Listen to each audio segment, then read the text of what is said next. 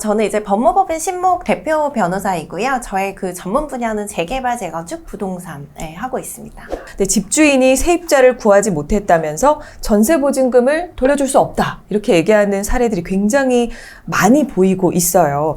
변호사님, 집주인에게 보증금 확실하게 돌려받을 수 있는 방법 없을까요? 전에 이제 조치를 좀 해두셔야 될 부분들이 있는데, 임대차 계약 해지 통보를 먼저 하셔야 되거든요. 네. 이게 그 임대차 계약이라는 거는 임대차 계약이 끝나기 6개월 전부터 1개월 전까지, 지금 이제 바뀌어서 2개월 전까지로 바뀌었는데, 네. 그때까지 내가 이제 그 아무런 의사표시를 하지 않는다라고 하면은 계약이 그냥 갱신돼 버릴 수가 있거든요. 그렇죠. 그래서 이런 것들을 막으려면 해지 통보를 정확하게 하셔야 되는 거죠. 근데 이제 제가 보다 보면은 임대인 소재 자체가 파악이 안 돼서 해지 통보가 안 되는 경우들도 있어요. 그래서 이런 경우에는 뭐 보증보험에 청구를 한다거나 아니면은 나중에 임대차 보증금 반환 청구를 할 때도 좀 문제가 될 수가 있기 때문에 네. 계약하시 당시부터 임대인의 뭐 연락처나 이런 것들을 좀 잘 알아두셔야 되겠죠. 그리고 이게 그 만약에 보증보험을 가입해 두셨다라고 하면은 이게 임대차 계약이 해지가 됐다라는 사정을 밝히셔가지고 그래서 청구를 하시면 되는데, 이게 보증보험 가입 안 된 사례들도 굉장히 많더라고요. 맞아요. 그렇게 되면은 사실 어쩔 수 없이 법적 절차로 나가실 수밖에 없는 거죠. 네. 소송으로 가거나 네, 이렇게 될 맞아요. 수밖에 네, 없는 네. 거군요. 그러면 이 계약 그 해지 통보 같은 경우는 유선상 통화 요런 게 해지 통보라고 보면 되는 건가요? 자료가 입증만 되면 돼요. 그래서 유선으로 하셔도 되고, 네. 그리고 문자 메시지로 하셔도 되고, 더 정확하게 하시려면 내용 증명을 이제 발송을 하시죠, 보통은. 근데 이게 내용 증명이라고 하면은 굉장히 어렵게 생각하시는데, 네. 실제로 이게 내용 증명 그냥 편지라고 생각하시면 돼요. 그래서 세부 작성하셔가지고, 네. 그거를 우체국에 가져가서 내용 증명으로 발송을 하시면 되는 거죠. 요런 방법으로 임대차 계약 해지 통보를 적정한 기간 안에 확실하게, 그러니까 계약 해지 통보를 했다는 것 자체가 임대인의 번호라든가 아니면 네. 뭐 어디에 계신지 이런 것들을 파악하고 있다는 뜻이니까요. 네, 맞아요. 근데 이게 보증보험 청구를 할 때, 물론 이제 다른 경우에도 문제가 될 수 있지만, 이게 임대인의 연락처가 계약서에 기재된 연락처가 맞냐, 이런 것들은 사실 임차인 입장에서 밝히기 좀 어려운 부분들이 있거든요. 네. 그래서 처음부터 좀 이런 부분들은 계약서에 기재하실 때 명확하게 확인을 하셔야 되는 거죠. 이렇게 확실한 연락처로 서로 주고받는 그런 네. 게 과정이 또 필요하겠네요. 네, 그렇죠? 맞아요.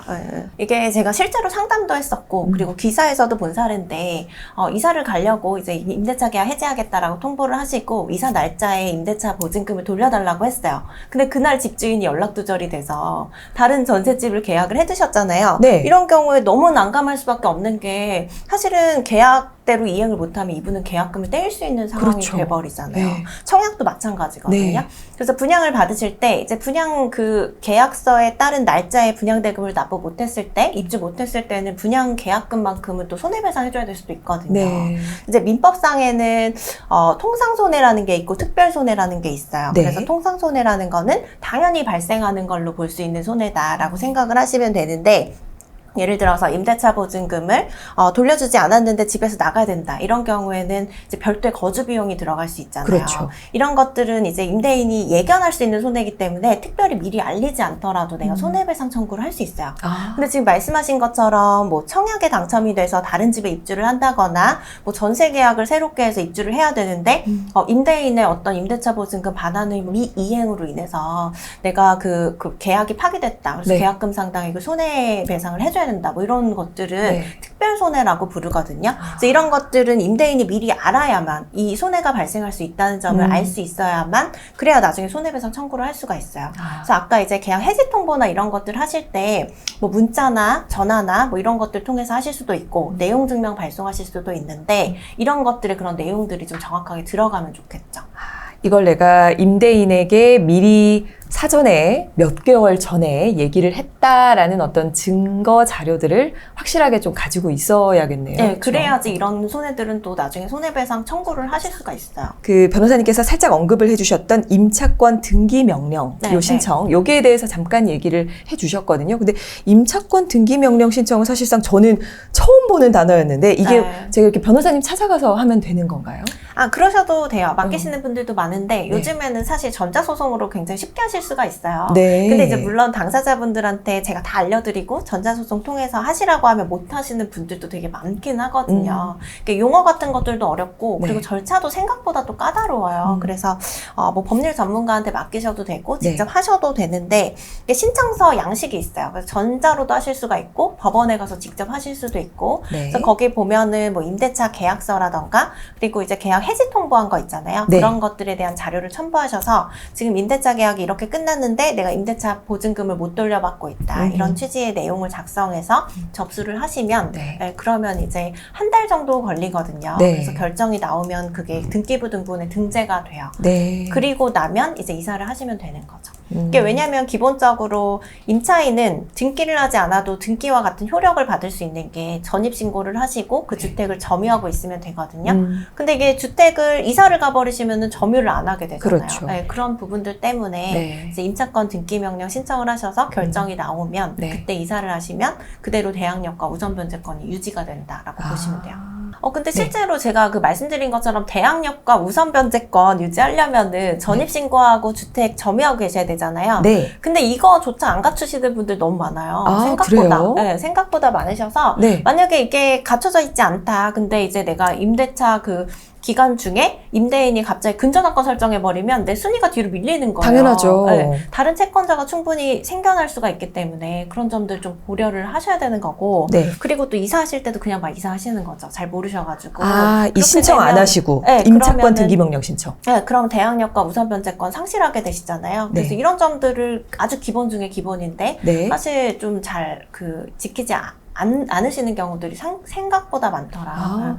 최소한의 아주 기본적인 대항력을 갖추기 위해서 얘기해 주신 부분들을 저희가 염두에 두고 세입자분들이 좀 대비를 하셔야 될 것 같고 그러면 대부분 이제 법으로 해결한다라는 얘기를 일반인들은 가장 많이 하잖아요. 전세금 반환 소송 판결에서 승소만 하면 진짜 전세금 이게 돌려받을 수 있는 소송인 건 맞는 건가요?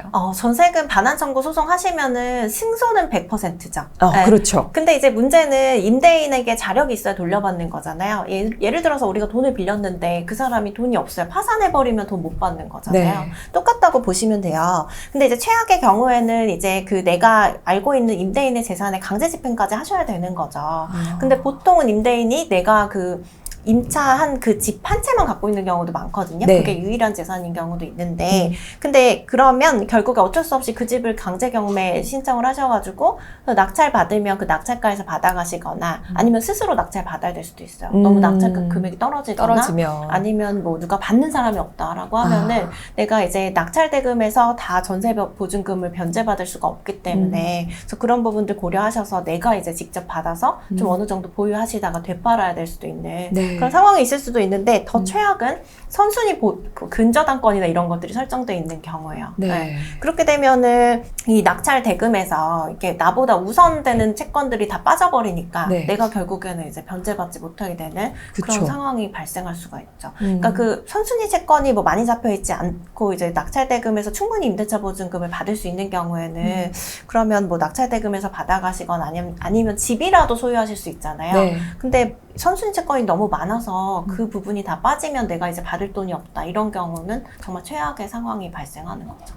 이렇게 세입자가 좀 조심해야 될 부분들에 대해서 좀 짚어주셨는데 지금까지 얘기한 부분들 외에도 또 조금 이런 부분을 좀 유의해야 된다. 이래야 내 전세 보증금을 좀 지킬 수 있다라는 좀 팁이 있다면 변호사님께서 좀 얘기해 주시면 좋을 것 같아요. 이제 아까 말씀드린 것처럼 계약 갱신이 돼버릴 수가 있기 때문에 그런 부분들은 이제 계약 만료 전에 일정 기간에 반드시 해지 통보를 좀 해두셔야 될 것 같고 그리고 이게 임대차 보증금을 좀 돌려달라고 했는데 좀 안 될 것 같다라는 판단이 드시면 좀 그냥 발빠르게 왜냐면 시간이 꽤 걸리잖아요. 그렇죠. 그렇기 때문에 발빠르게 조치를 취하셔야 되고 임대인이 또 자기 재산을 은닉해버릴 수가 있기 때문에 그런 점들 고려하셔서 좀 신속한 대처를 차라리 하시는 게 나을 수도 있다라는 점을 말씀을 좀 드리고 싶어요. 그리고 이제 대항력과 우선변제권 말씀드렸는데 이게 유지가 되고 있어야 내가 나중에 만약에 돈을 못 돌려받아서 경매 절차로 가면 순위에 따라서 내가 채권을 보장을 받을 수가 있는 거거든요. 그래서 그래서 이런 것들을 처음에 이제 임대차 계약 할 때부터 또 잘 갖춰두시고, 그리고 이후에 임대차 계약 끝났는데 부득이 돈을 못 받고 이사를 하셔야 된다라고 네. 하면은 유지하기 위한 임차권 등기 명령 신청이라던가 이런 것도 해두셔야 되는 거죠. 만약에 요즘 사실 계약하기 전에 등기부 등본 떼는 네. 걸 거의 뭐 기본으로 이제는 정말 법칙처럼 많이 알고 계실 것 같은데, 내가 계약하려고 하는 집에 등기부 등본을 떼었는데 누군가의 임차권 등기 사항이 만약에 걸려 있다, 표기가 돼 있다. 그럴 경우에는 그러면 그런 집은 전세 계약을 피하는 게 맞을까요? 이 등기부 등본상으로 봤을 때 좀 거래를 피해야 할 부동산이 있다면 어떤 게? 사실 임차권 등기가 되어 있었던 부동산이다라고 하면은 이게 언젠가 임차인에게 돈을 돌려주지 못한 전력이 있는 집이라는 거죠. 그렇죠. 그러면은 이게 내 돈도 못 돌려줄 수도 있다는 거예요. 네. 그래서 임대인의 경제적 자력이 사실은 조금 임대차 보증금을 원활하게 돌려줄 수 없는 정도다라고 생각을 하시면 되기 때문에 웬만하면 안 들어가시면 좋지만 사실 과거는 과거일 뿐이니까 네. 또 이제 현재 자력을 좀 잘 판단하셔가지고 들어가실 수도 있긴 한데 어쨌든 네. 참고는 좀 해보셔야 되고, 근저당권이나 이런 거는 반드시 보셔야죠. 네, 그래서 이제 나보다 선순위 채권이 어떻게 얼마나 되어 있는지 뭐 이런 것들은 사실 등기부 통해서 쉽게 확인하실 수 있거든요. 그렇죠. 근데 이제 제가 사례를 상담하거나 뭐 이러다 보면은 선순위 근저당이 잡혀 있음에도 불구하고 네. 이제 중개사가 이 집은 훨씬 이제 뭐 시세가 많이 가는 집이고 임대인이 진짜 돈이 많은 사람이다. 그래서 뭐 이 정도 채무는 채무도 아니다. 뭐 이런 네. 식으로 하셔서 네. 계약을 하셨는데 나중에 이제 선순위 근저당이 있어서 임대차 밀려나죠. 보증금도 네. 돌려받지 못하게 되는 그런 사례를 많이 봤어요. 그렇기 때문에 이게 근저당권이나 이런 거는 등기부로 너무 쉽게 보실 수 있음에도 불구하고 네. 간과하시는 경우들이 있어요. 그래서 이런 것도 좀 잘 보셔야 될 것 같고요. 네. 그리고 임대인 그 전세 사기 중에서 하나의 그 대표적인 유형이 그 잔금하는 날 바로 임대인 바꿔서 임대인이 잠적해버리는 사례예요. 네. 그래서 임대인 변경 여부를 좀 계약 전후로 해서 수시로 좀 떼어보실 필요가 있어요. 그리고 이게 선순위 근저당뿐만 아니라 후순위 근저당권도 계속 그 좀 추적해서 보셔야 될 필요는 있거든요. 네. 왜냐하면 후순위 근저당이라고 하더라도 이 후순위 근저당에 대한 채권 세무를 변제를 못하면 네. 그렇게 되면 경매에 또 집이 넘어가 버릴 수 있는 부분들이 있기 때문에 네. 아예 이제 특약하실 때 이제 후순위 근저당 자체를 아예 못 잡게 하시는 것도 방법이고, 네. 이게 등기부 등본을 계속 떼어보셔서 이제 후순위 근저당이나 뭐 이런 것들이 잡혀 있다라고 하면은 임대인에게 좀 이런 부분들을 좀 확인 요청하신다거나 네. 그럴 필요가 있는 거죠. 그래서 계약할 당시뿐만 아니라 수시로 좀 등기부 등본을 떼어보실 필요도 있을 것 같아요. 최근에는 수시라고 하면 뭐 한 분기에 한 번 정도, 이 정도로 그 생각하면 될까요? 정도만 분기 정도? 떼어보셔도 네. 이제 보통은 임대인 뭐 아까 그 말씀드린 그런 전세 사기 사례 같은 경우도 네. 내가 돈을 돌려달라고 했는데 임대인이 그냥 변경돼 버린 걸 네. 그제서야 알게 되신 사례가 대부분이거든요. 그래서 좀 수시로 보셔야 될 것 같아요. 자, 이렇게 세입자 입장에서 정말 소중한 내 돈, 어떻게 보면 전 재산이신 분들 굉장히 많이 계시거든요. 부동산에 보통 재산이 많이 있으니까.